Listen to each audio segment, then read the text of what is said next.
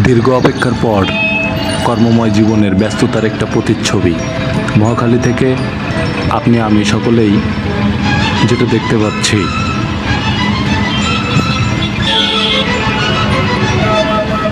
ঘটে যাওয়া কিছু দৃশ্য, যেমন বাংলাদেশ বিআরটি এর প্রধান কার্যালয় অগ্নিসংযোগের কারণে কিছুটা ক্ষতি সান্নিধ্য, যেটা আপনার আমার অবহেলক।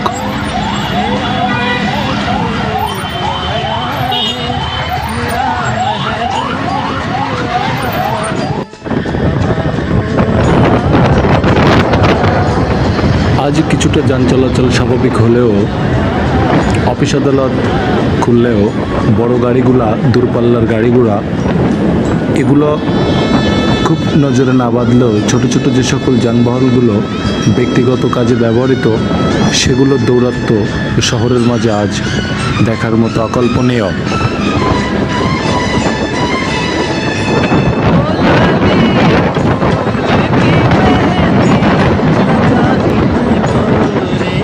শহরের প্রতিটা প্রান্তে, প্রতিটা পয়েন্ট সংলগ্ন স্থানে মানুষের এমন গন্তব্যে পৌঁছানোর মহাহিড়িক। প্রশাসনিক দপ্তর প্রতিটা স্থানেই অবস্থানরত।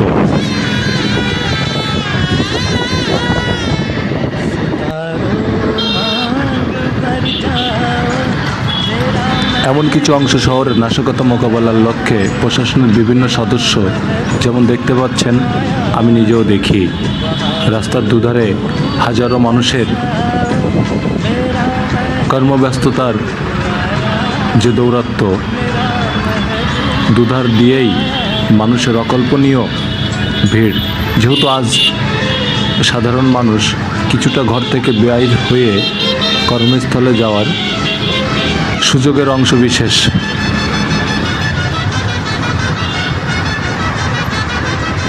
যে যেভাবে পারছে সে কিন্তু গন্তব্যের উদ্দেশ্যে ঠিক এভাবেই পথিমধ্যে রাস্তায় রওনা হয়েছে, যেটা আপনি আমি দেখছি।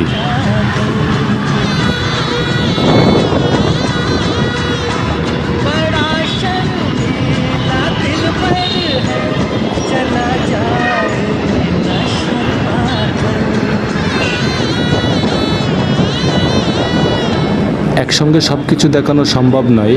হাজার হাজার মোটরসাইকেল, ব্যক্তিগত, প্রাইভেট, সামান্যতম দুই একটা শহরভিত্তিক গাড়ি, নতুবা নয় কোনো দূরপাল্লার ছেড়ে যাওয়া কোনো পরিবহন, যাত্রী পরিবহন, সেগুলো চোখে না মিললেও মোটরসাইকেল, অটো, রিক্সা, সাধারণ মানুষের চলাচলে এগুলো ব্যাপক হারে।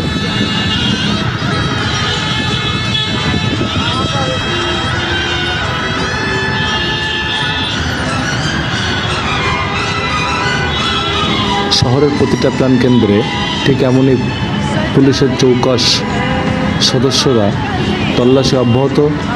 দেখা যাচ্ছে দূরে ওই যে তাল গাছের নিচে সেনাবাহিনীর সদস্যরা তাদের নিরাপত্তা বেষ্টনী তৈরি করছে। প্রতিটা সিগন্যাল পয়েন্টেই শহরের ভিতরে এমন অবস্থা।